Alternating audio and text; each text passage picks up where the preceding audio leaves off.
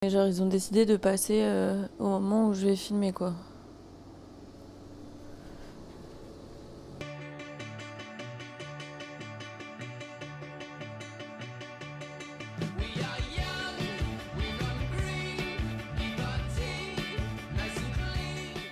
Hello, j'espère que vous allez bien, bienvenue dans cette nouvelle vidéo. Je suis trop contente de vous retrouver dans un nouveau format. Je vais vous expliquer un peu ce dont il s'agit. Avant de commencer, je vous invite à vous abonner à ma chaîne, mettre un petit commentaire, mettre un petit pouce vers le haut, etc. etc. J'ai décidé de lancer un nouveau format sur cette chaîne, si le truc de la nettoyage de la rue veut bien me laisser parler. J'ai pas encore trouvé de nom pour ce format. Donc si jamais vous avez des idées, n'hésitez pas à les mettre en commentaire. C'est un format dans lequel on décryptera ensemble, enfin je vais vous décrypter du coup plutôt des sujets qu'ils soient d'actualité ou des sujets tout simplement de société, et je pense que ce sera surtout des sujets de société, notamment des sujets autour du féminisme, mais pas que, parce que j'ai pas envie d'aborder que ces sujets-là. L'idée de ce format, c'est de vous donner des clés pour mieux comprendre un sujet, pour vous faire votre propre avis. Je demanderai à tout le monde dans ce format-là, même sur toutes les autres vidéos d'ailleurs, mais surtout dans ce format-là, d'être ultra bienveillant en commentaire. Le but ici, c'est de donner des clés, d'éduquer, d'apporter des informations et pas du tout de s'insulter quand on n'est pas d'accord, parce qu'on a le droit de pas être d'accord. L'idée, c'est juste d'avoir les clés et les bases pour comprendre les sujets et se faire son avis sur la chose,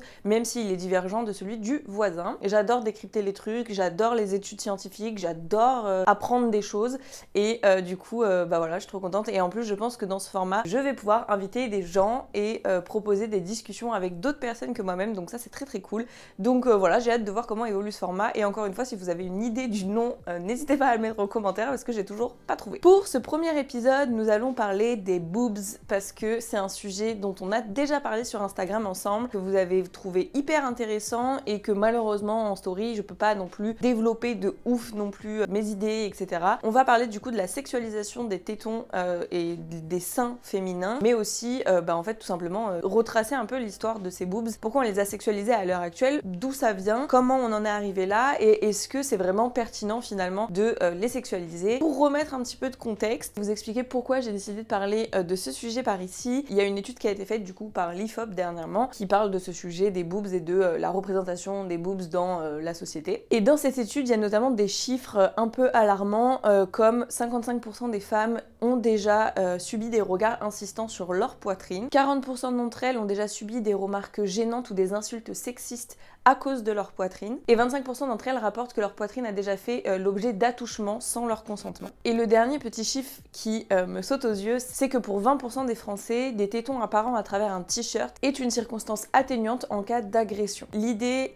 c'est pas du tout de montrer du doigt les hommes ou de montrer du doigt les personnes qui font ce genre de choses, enfin si, parce que du coup c'est pas bien de toucher des seins sans avoir l'autorisation, mais l'idée c'est juste de comprendre pourquoi en fait on est dans une société où le sein féminin, la poitrine féminine est autant sexualisée et elle est autant gênante finalement au regard des gens, puisque là on parle de 20% des Français, donc ça inclut les femmes comme les hommes. Donc pourquoi la poitrine féminine gêne autant les gens en général, et qu'est-ce qu'elle a de si particulier? On va parler de biologie, puisque c'est notre corps. Le plus important, c'est de comprendre ce que c'est réellement le sein. Les seins, c'est ce qu'on appelle des caractères sexuels secondaires. Les caractères sexuels, ça se divise en caractères sexuels primaires et secondaires. Les primaires, ils jouent un rôle fondamental dans la reproduction, et les secondaires, comme leur nom l'indique, ils jouent un rôle vraiment secondaire et ne sont pas du tout obligatoires dans la reproduction. Les seins font partie des caractères sexuels secondaires. Ils apparaissent donc à la puberté, donc c'est des caractéristiques physiques qui sont différentes chez la femme et chez l'homme, mais qui ne sont pas présentes dès la naissance. Ça apparaît à la puberté sous l'influence d'hormones sexuelles. Lors de la puberté et pendant l'apparition de ces caractères sexuels secondaires, on a notamment l'apparition des seins qu'on appelle le télarche chez la femme. On va avoir aussi le développement de la pilosité par exemple, l'apparition des règles, donc des menstruations, et également l'accélération de la croissance. Chez l'homme, on va avoir d'autres caractéristiques physiques, notamment l'apparition de la pilosité au niveau du visage. On va avoir l'augmentation du volume des muscles également, mais aussi par exemple l'augmentation du volume des testicules, de la taille de la verge, etc. etc. Donc c'est des caractéristiques qui sont principalement physiques et qui apparaissent seulement pendant la puberté. Les seins étant des caractères sexuels secondaires, ils n'ont donc aucune implication directe dans la sexualité et dans la reproduction. Son seul but finalement et son seul objectif au sein, c'est de produire du lait pour nourrir le nourrisson lorsqu'il sera né. Ça, c'est sa fonction biologique principale. Mais alors, comment un sein peut nourrir un bébé? Eh bien, tout simplement, le sein est composé d'une glande mammaire qui va être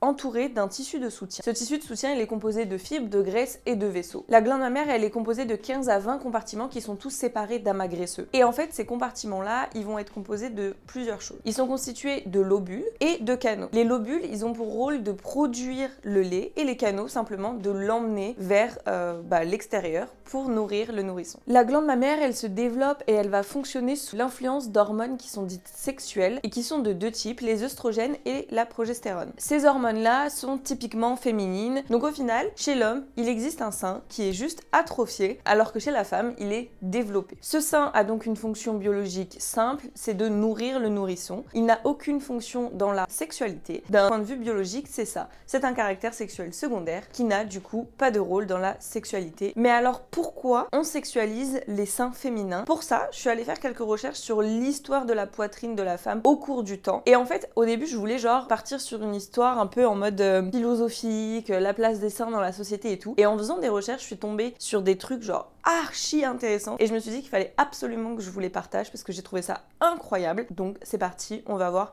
l'histoire des boobs depuis les australopithèques. Déjà, il faut savoir un truc, c'est que chez nos cousins les primates, il y a une forme unique de boobs et en fait, elle n'est pas du tout permanente. C'est-à-dire que nous, on a des seins qui sont permanents, ils sont là tout le temps, mais les primates n'ont pas du tout cette forme de sein-là. En fait, ils ont des boobs qui apparaissent seulement pendant les périodes de grossesse et de lactation et qui se résorbent ensuite et donc en fait qui sont juste plus là. Donc genre le truc, c'est un mécanisme qui sort et qui re-rentre et qui évite de te gêner. Genre vraiment le truc est parfait. Et en fait, il s'avère que y a aucune preuve que les femmes australopithèques n'avaient pas le même système de boobs que les primates à l'heure actuelle, et c'est-à-dire un système de boobs non permanent qui apparaît seulement quand les femmes sont enceintes pendant les périodes de lactation. Et il y a même surtout aucune preuve qui montre que les femmes australopithèques avaient des seins permanents, puisqu'en fait on n'a jamais retrouvé d'amas graisseux sur aucun squelette féminin au niveau de la poitrine, et donc on n'a jamais pu prouver que les femmes avaient des seins permanents à cette époque-là. On est les seuls à avoir actuellement des seins qui restent volumineux en dehors des périodes de lactation. En fait, il paraît même presque logique que les femmes australopithèques aient des boobs qui soient rétractables parce que,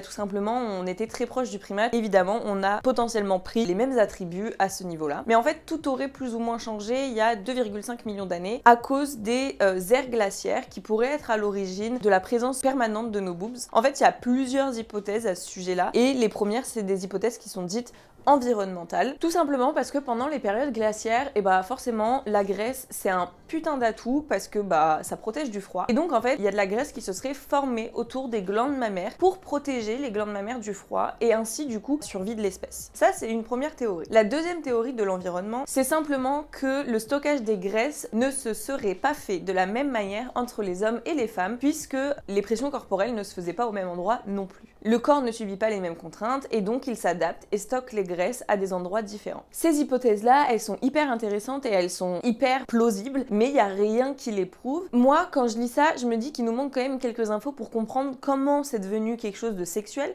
alors que sa fonction biologique n'est pas d'être sexuelle. Et d'un côté, la taille et la forme des boobs, c'est quand même héréditaire, donc ça veut quand même dire qu'il y a une sélection sexuelle quelque part. Une des hypothèses, c'est de dire que les poitrines volumineuses étaient associées par un biais de perception par les hommes à un haut niveau d'œstrogène et donc un haut niveau de fertilité. Et donc en gros, les hommes auraient dû être attirés par des poitrines plus volumineuses puisque signe de fertilité. Mais c'est pas le cas puisque la preuve, j'ai des petits boobs. Et en plus de ça, ça a pas trop de sens puisque les seins gonflent au moment de la grossesse et au moment de la lactation, qui sont donc des moments où les femmes sont complètement infertiles. Donc, logiquement, des grosses poitrines auraient plutôt dû repousser les hommes plutôt que de les attirer. Il y a encore plein de petites hypothèses comme ça qui disent que leur forme, leur fermeté, leur taille, etc. a été plus ou moins choisie par la sélection sexuelle, mais actuellement, on n'a aucun moyen de vérifier ces hypothèses, aucun moyen de les valider, et du coup,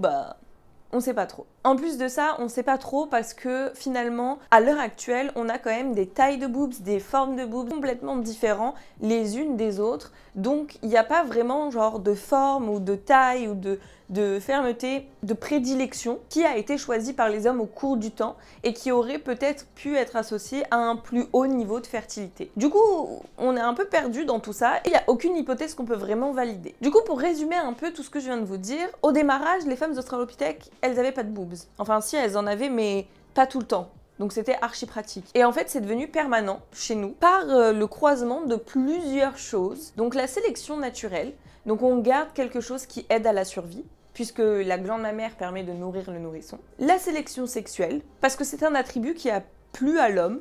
Et un peu beaucoup de hasard aussi, puisque il existe beaucoup de hasard dans la biologie, et plus qu'on ne le croit. Donc c'est un peu ce mélange-là et cette tambouille qui a fait qu'aujourd'hui, on a des seins, mais on ne sait pas trop pourquoi ils sont toujours là. Donc si on fait un petit constat de tout ce que je viens de vous dire, évidemment, il y a des centaines et des centaines d'années qui ont passé entre les Australopithèques et nous. Il y a des centaines de choses qui se sont passées, notamment en termes de société. J'allais dire prise de position du boobs, mais il n'a pas du tout pris position, lui. Il dit rien. Et de vision du boobs par les hommes et les femmes dans cette société. C'est des études qui sont complètement différentes de celles que moi j'ai lues, qui sont beaucoup plus psychologiques et sociétales. J'avais pas forcément envie de vous faire tout ce speech-là, mais c'est hyper intéressant à aller lire. Le constat pour moi, c'est que biologiquement, le sein n'est pas du tout nécessaire à la sexualité et à la reproduction de l'espèce. À l'heure actuelle, en 2021 où on est, il existe plein d'autres manières de nourrir son enfant. Puisqu'il y a beaucoup de femmes qui n'allaitent pas. Il n'a donc pas un rôle primordial dans la survie de l'espèce. Il en avait un avant, mais ça n'est plus le cas aujourd'hui. Et surtout, il est considéré comme un caractère sexuel secondaire, c'est-à-dire au même niveau que les poils de barbe, au même niveau que l'augmentation du volume des muscles, au même niveau que la pilosité, au même niveau que les menstruations, qui ne sont, eux, ces caractères sexuels secondaires-là, pas du tout sexualisés par la société, même au contraire. On en reparlera, je pense, dans d'autres vidéos de ce format. Mais par exemple, la pilosité, elle est considérée comme sale. Elle n'est pas du tout sexualisée. C'est pas quelque chose qui est attirant dans notre société, même si c'est en train de changer. Les menstruations, c'est pareil. C'est pour beaucoup considéré comme quelque chose de sale, à cacher, de pas du tout attirant, de pas du tout sexuel. Ces caractères sexuels secondaires-là ne sont pas du tout sexualisés, contrairement au sein. C'est un constat. Et le second constat que je fais, c'est que finalement, il n'y a pas grand-chose qui prouve que c'est parce que sexuellement c'était attirant pour les hommes qu'on en est arrivé là. C'est une infime partie de la sélection de pourquoi on a des boobs permanents actuellement, parmi un énorme micmac de trucs naturels, hasards, environnementaux, etc., etc., qui font qu'aujourd'hui on a des seins. Donc en fait, il n'y a rien qui permet de valider et de comprendre cette sexualisation de la poitrine féminine en termes biologiques, évidemment. J'ai trouvé ça hyper intéressant.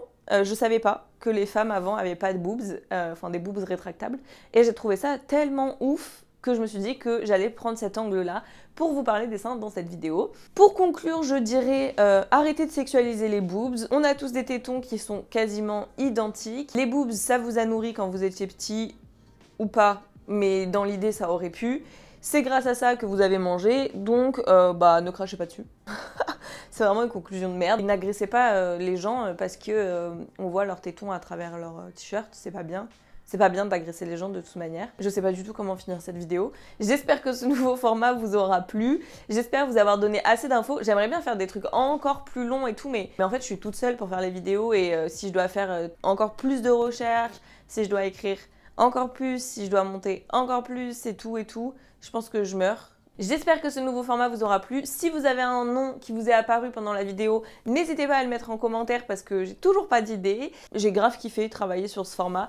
Ça me rappelle un peu mes études, donc j'aime trop. On se retrouve bientôt pour une nouvelle vidéo et puis en attendant, prenez soin de vous. Bye!